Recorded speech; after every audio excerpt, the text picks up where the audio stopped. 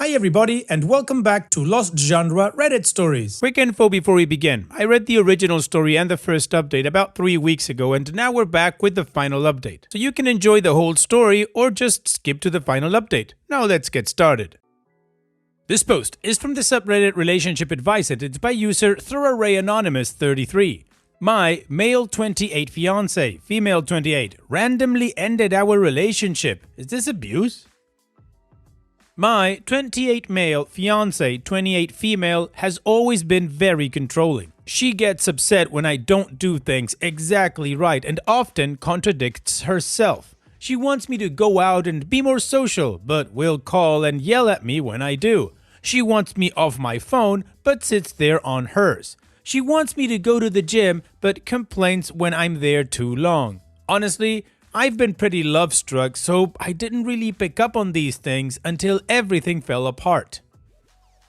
She has a bit of a drinking problem. Not that she drinks constantly, but when she does, she doesn't know her limit.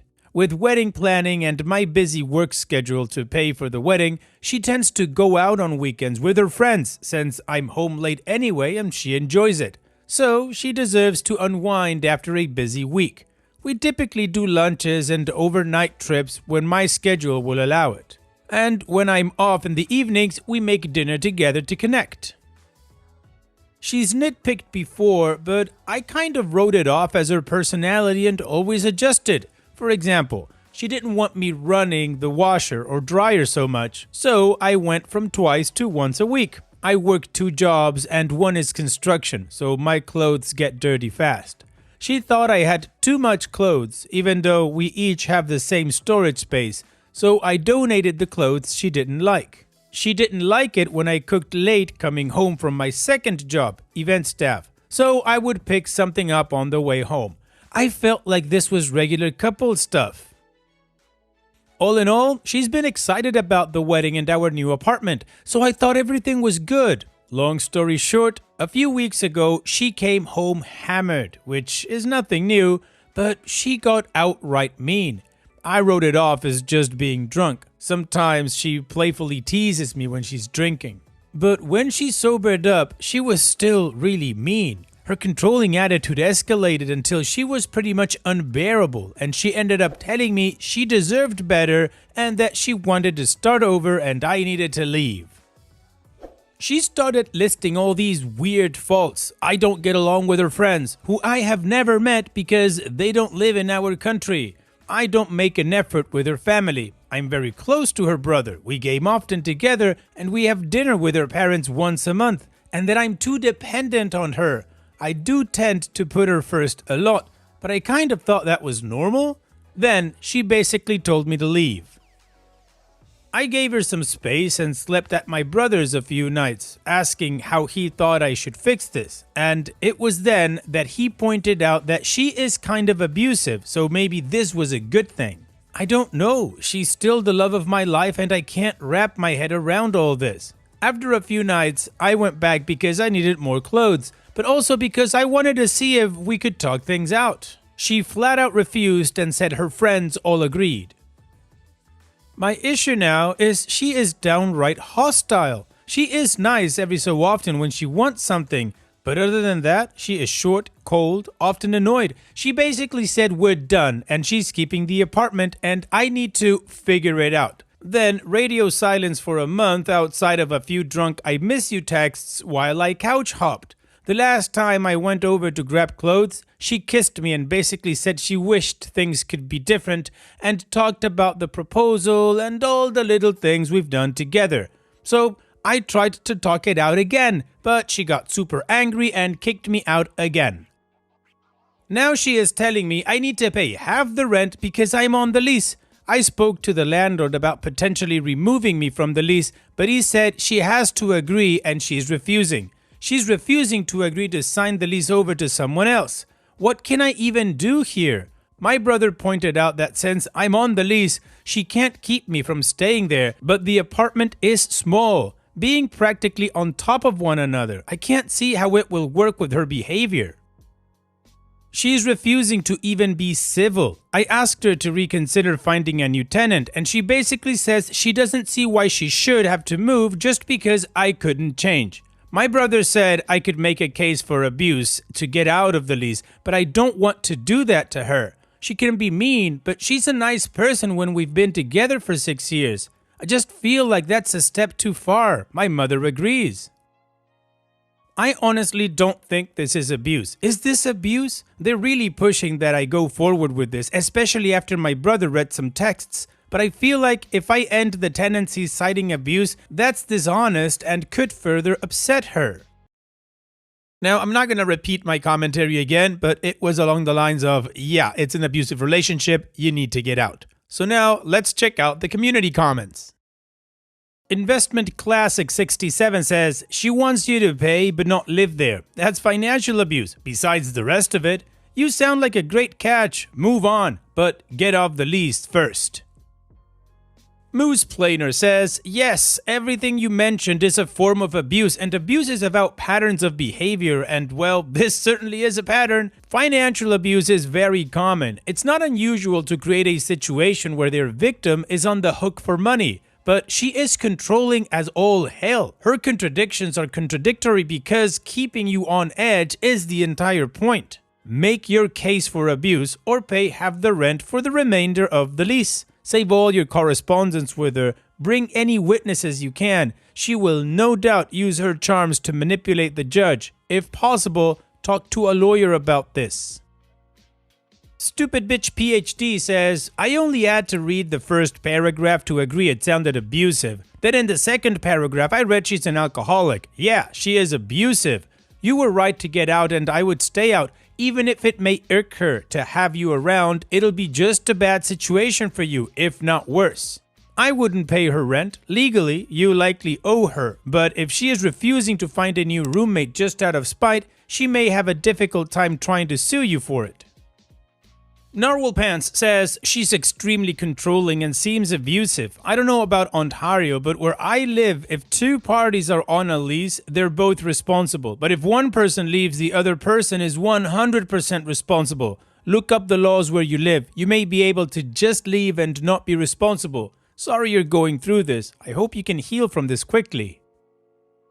And Dopey responds, she's honestly a nice person. Everyone seems to love her, but I think I'm starting to see our relationship was imbalanced. I have tried looking it up, and it seems even if I leave, if my name is on the lease, I am on the hook. The landlord agreed to hand the lease off to someone else, but she's just flat out refusing, and I don't get why. If she wants to start over, I'd think starting over in a new place would be what she wanted. It also says I can't change the lease unless she agrees.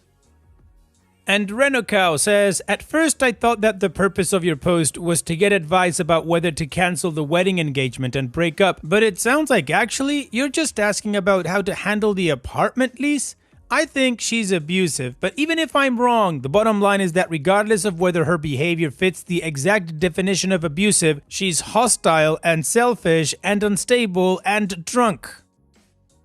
Hopefully you've decided you're not going to marry this train wreck. You don't want to spend 50 years with this toxic person, right?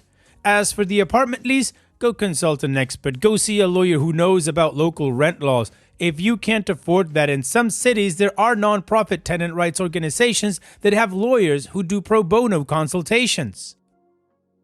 And Dopey responds, I definitely will see about a lawyer. It was more to confirm if this was abuse because if it is, they may let me off the lease without her permission. Well, the community definitely agrees the fiancé, hopefully ex-fiancé, is abusive and that OP needs to get away from her as fast as possible and try to get out from that lease. And now let's move on with the first of two updates. Things have kind of snowballed out of control. A day or so after I made the first post, my brother sat me down and kind of discussed a game plan with me. The first thing he told me to do was take the money I had put in a joint account meant for our wedding out, since she had access to that and she was pretty pissed at me. Not sure why, since she ended things and I only recently found out it was because she cheated. I had been saving for over a year, sometimes putting in as much as $600 a month, and I also put my Christmas bonus in there. I don't know what I expected to happen after I did that, but things escalated pretty quickly after that. I had screenshots of how out of control the texts got, but it won't let me add them to this post. The long and short of it was, she was upset that I all but emptied the account, only leaving what she had contributed. She had only put a couple thousand in because toward the beginning of planning, she decided I should be the one to pay for the bulk of the wedding. Looking back now, I can't believe I agreed. Her argument was that I should have kept all my money in the account to pay for my portion of the rent and that I had stolen from her. She kept calling me a thief, even when I showed her a screenshot of my banking transfers into the account and that I only transferred out that exact amount. She only got more upset because I refused to talk to her in person or answer the phone so I could have everything we discussed in texts. She had her dad call me, basically telling me to do the right thing, which just meant to give her all the money I'd saved since it was for her anyways. When I refused, she started calling my mother almost non-stop. She would start calling her around 9 p.m. and sometimes wouldn't stop until 1 a.m. At first, I told my mom to block her number, but my brother said to just put it on silent so we had a record of how often she was calling. One night, she called my mom 36 times. My mother has been having some health issues since my father passed in June, so my sister has been living with her and the calls obviously made my sister upset and it's a whole thing now. My sister ended up filing a harassment report with the police and we're hoping that will help me get off the lease if we can prove she's being abusive. She also called both my ex and her father and told them if they had anything to say, it would go through her. I filled out an N15 form, but the officer I spoke to about the harassment didn't seem convinced it would be approved because he wouldn't classify this as domestic abuse. I spoke to the landlord shortly after the breakup and he was very clear about my options. Based on how dismissive he was of everything, I don't see that changing unless she agrees to have the lease reassigned to her. I'm in the process of looking for an attorney. Unfortunately, the lease is until October 2026. I guess I'll just have to cross my fingers and hope for the best. All this definitely showed me who she is. I didn't think I could fall out of love with someone so quickly. Thanks for all the replies to my initial post. And now, let's move on to the final update to see how this story ends. First and foremost, thanks to everyone who messaged me offering advice and resources. It made a huge difference. I have a lot to update on, but I'll try to keep it short. Once I was out, the pattern of abuse became more evident. The emotional roller coaster she always had me on was one I didn't really realize I got on until I finally got off. I went into the apartment with my sister, female 36, while my ex, female 28, was at work to clear out all my stuff. I was initially going to go with my brother, male 34, but in the calls to my mother between 5 and 20 at night on weekends, she sometimes physically threatened people, and my sister wanted to be there in case she did get physical, since my brother and I wouldn't be able to do much if she did. Obviously, neither of us would hit her or anything, so this made the most sense. The police also didn't seem to want to accompany us.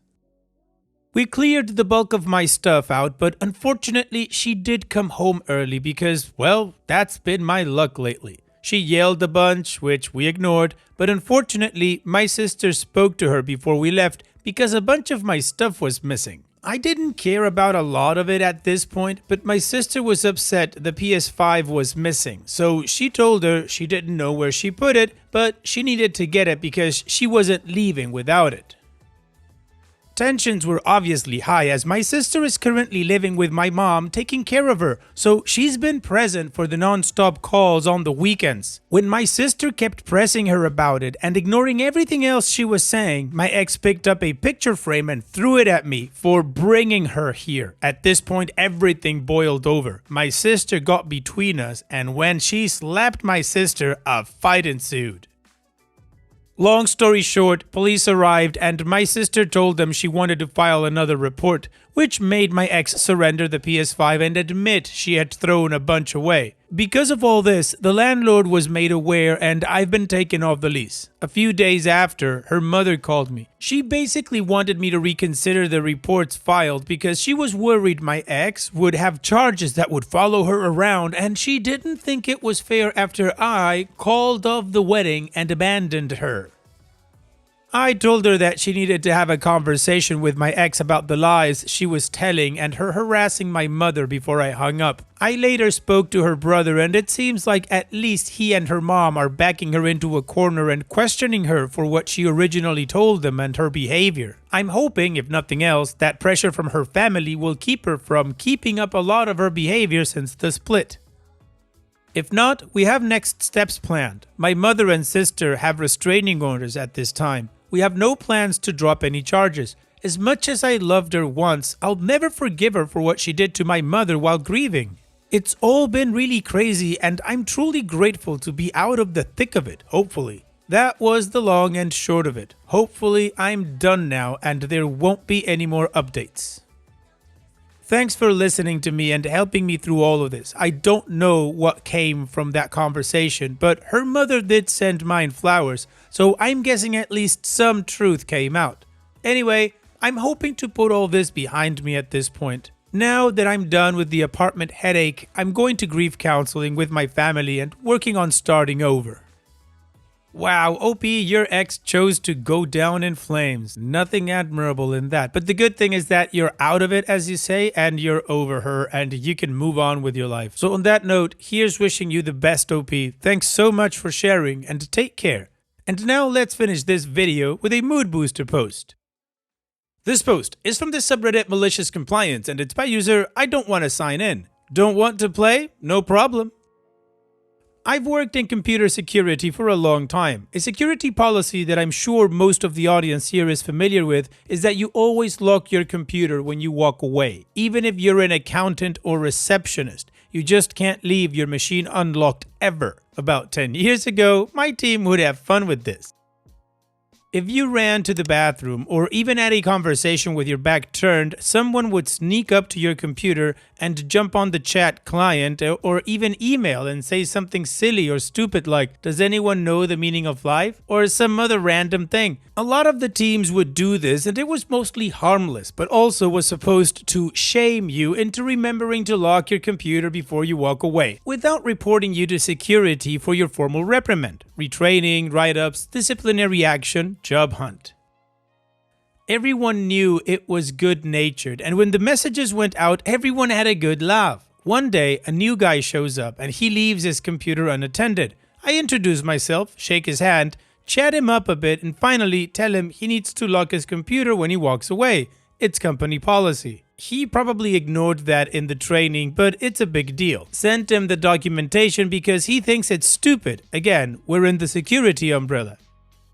He says, whatever, I shrug, walk away, and he walks away making a show of not locking his computer. He got multiple warnings over his first few weeks from his team and others, but was a complete butt about it. After a while, the team decides he's had enough warnings and started being granted access to sensitive stuff. And so, he was fair game. Not long after, I walked by him on his way to the elevator atrium, so I know he's going to be gone for a while. I sit down, find his email client, and type out a silly message to his team's DL and hit send. As I'm standing up, he's walking back. He finds me and demands to know what I was doing. I shrug, say, whatever, and walk away. Later that day, his manager walks up and tells me that he explained the situation to his new employee and that the guy didn't want to play that game and was considering reporting me to security for impersonating him. Really? Okay, no problem, Mr. Manager. We were on very good terms. We will not play the game with your newbie. I will follow standard procedures. I got my team and a few others on chat to tell them that under no circumstances should anybody fire a message from him when they saw his computer unlocked. No shame reminders for newbie. Just follow the standard procedure. Almost 50 security violation tickets were logged in the next 2 days. His desk happened to be closer to the elevator atrium, break room, and bathrooms, so a lot of normal traffic. He was in security retraining the following Monday.